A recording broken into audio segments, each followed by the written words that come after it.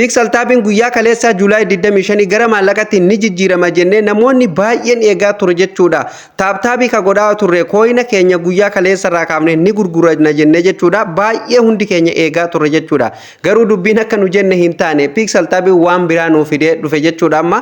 Kanaafuu mee maaliif akka inni gara maallaqatti kooyina keenya nu jijjiiruu dhiisee fi Juulaay guyyaa 25 kan gara maallaqatti ni jijjiirama jedhamee eegamaa ture.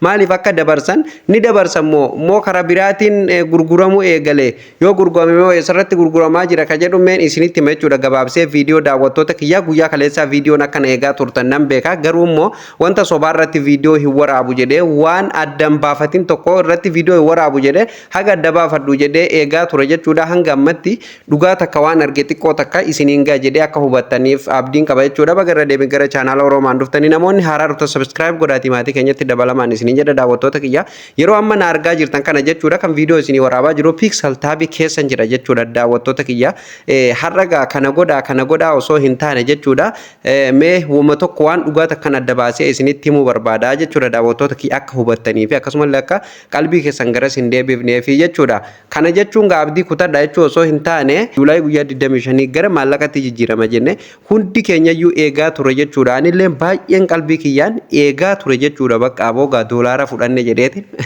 baay'ee eegaa ture jechuudha daawwattoota kiyyaa garuu akkan jenne san hin taane guyyaa 5 nu dabale waan isin ajaa'ibu Juulaay guyyaa 25 guyyaa kaleessa osoo gara maallaqatti hin jijjiiramin jechuudha hafee jira yeroon isin hin jedhu immoo guutumaan guututti hafee jira osoo hin taane guyyaa 5 gara fuulduratti ammallee achi nuuf dheeressanii jechuudha guyyaa 5 boodan gara maallaqatti jijjiiramuu danda'a yookaan kooyina keessan gurguratuu dandeessa waan jedhamu jechuudha nuuf gadhiisanii jiranii jechuudha kunoo as keessatti jechuudha fakkeenyaaf Pixel tapping keessan keessa seentanii iddoo asitti jechuudha get your token bakka jedhu kana jechuudha asirratti tookina keessan fakkeenyaaf guyyaan isin kileem godhuu dandeessan jechuudha asirratti iddoo kileem jedhu kanarratti yeroo isin cuqaastan haala kanaan isin dhufaa jechuudha daawwattoota kiyya asirratti amma gadi buutanii jechuudha next step bakka jedhu tanarratti cuqaastanii yeroo gara fuulduraa deemtan isinitti himaa jechuudha fakkeenyaaf guyyaa hanga hafe jechuudha kunoo asirratti haala isin argitan kanaan guyyaa 5 nuuf hafe jechuudha ammallee guyyaa 5 boodaani kan kileem godhuu dandeenyu jechuudha kooyinni keenya gara tookinitti tookina ke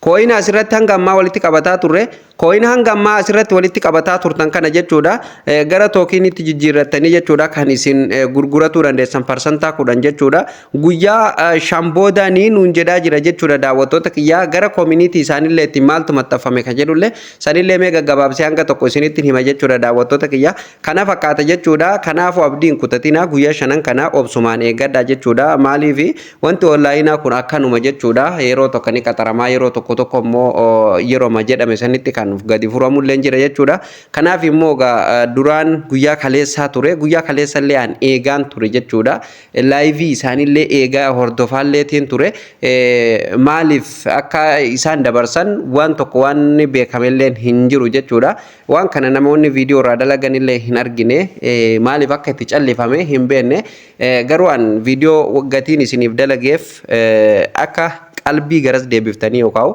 Juulaay guyyaa 25 viidiyoo isiniif waraaba jedhee waanan tureef jechuudha daawwattoonni kiyyanna eegaa jedhee waan yaaduuf viidiyoo kan isin hubachiisumaaf akkuma hubannoo qofaaf isiniif waraabaa jira jechuudha daawwattoota kiyya so qalbii gara san deebisoo osoo hin taane guyyuma inni eebbifametti yookaan guyyuma inni gara maallaqatti jijjiiramee eebbifamee dhiifama eebbifamee amma gara maallaqatti jijjiiramuu qofa guyyuma kooyina keessan gurguramuu eegale jechuudha isaan gadi dhiisanii guyyaa san anillee viidiyoo kan isiniif gadhiisu ta'a guyyuma san eeggatudha jechuudha abdii kutatu osoo hin taane jechuudha daawwattoota kiyya kanaafuu jechuudha gabalumaa galatti guyyaa 5 dabarsanii jiranii jechuudha ammallee guyyaa 5 fuuldura keenya kan jiru jechuudha har'a guyyaa tokko irraa jenne akkuma asirratti argitanii nutti himaa jira za'a walilleen hanga haftee jechuudha guyyaa 5 fi sa'aatii 2tu nuuf hafe jechuudha daawwattoota kiyya gara maallaqatti jijjiiramee kileem godhuuf jechuudha guyyaa 5 fi sa'aatii 2tu nuuf hafe jechuudha kanaafuu guyyaa 5 kana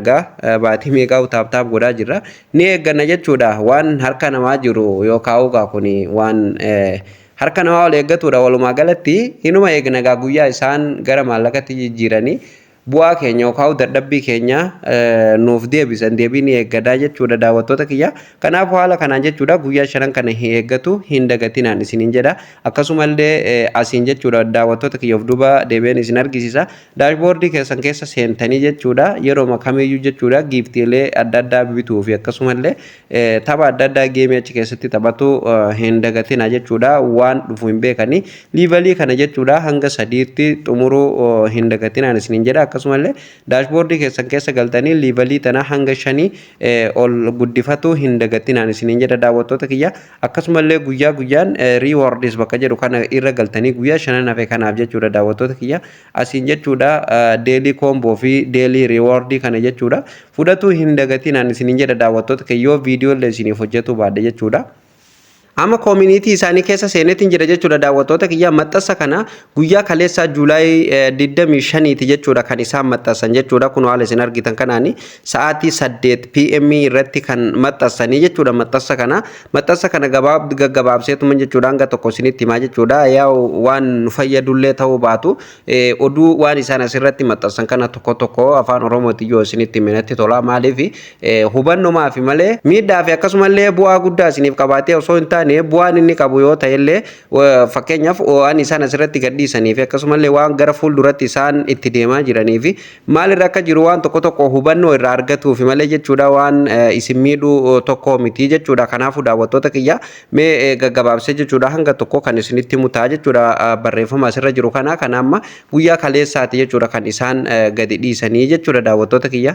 Maxxansa kanarraa waan hubadhee gara afaan Oromootti mee gaggabaabsee isinitti himaa jechuudha. Tokkoffaarratti maal nuun jedha jechuudha daawwattoota kiyya. Galmeen beettaa cufamee jira jedha jechuudha. Galmeen beettaa yeroo jedhamu fakkeenyaaf beettaan isaanii jechuudha galmeen amma boodan jechuudha ni cufamaa jechuudha. Akkasumallee ji'oota darban keessatti taphoota Pixelverse irratti taphataman jechuudha daawwattoota kiyya hanga har'atti jechuudha. Amma fakkeenyaaf yeroo eebbifamuuf deemu kanatti jechuudha biraawuzariin keenya taphattoota miliyoona 10 ol akka hawwatee nutti himaa jira jechuudha. Akkas jedha miliyoona 10 ol hawwatee jira jechuudha biraawuzarri isaanii jechuudha daawwattoota kiyya.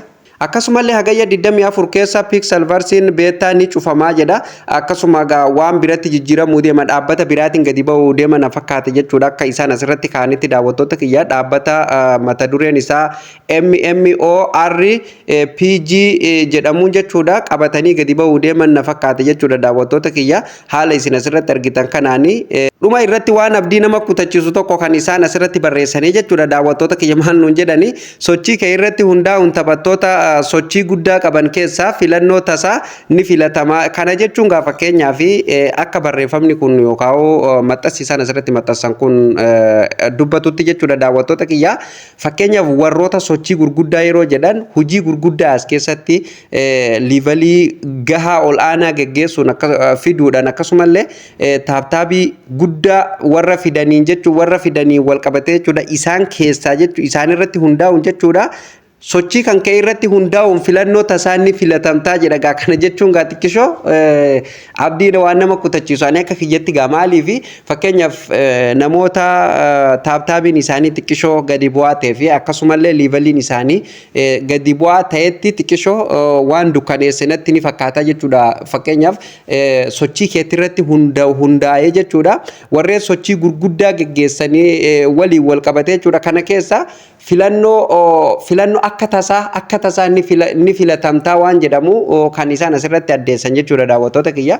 Walumaa galatti iyyuu gaamee ni eegnaa jechuudha guyyaa gara maallaqatti jijjiiramu guyyaa 5 ta'e jedhanii mee guyyaa 5 kana ni eegnaan isiniin jedha daawwattoota kiyya. Egaan daawwattoota keenya kabajamoo barnoonni irra isiniif qabadee dhufe jalqabaa kaafnee kan hangammatti waliin ilaalaa turre kan akka waa irraa hubattan abdiin qaba jechuudha daawwattoota kiyya. Namoonni chaanaala Oromaaniif haaraa taatan subscribe godhaatii miseensa maatii keenyatti dabalamaan isiniin jedha. Akkasumallee viidiyoon keenya isin gammachiise like tuquu hin dagatinaa bakka isiniif hin galin yaada keessan komentii jalatti na beeksisuu hin dagatinaan isiniin jedha. Barnoonni irra isiniif qabadee dhufe asumarratti kan xumuramu ta'a. Barnoota itti aanuun hamma walitti deebinutti turtii gaarii qabaadhaa.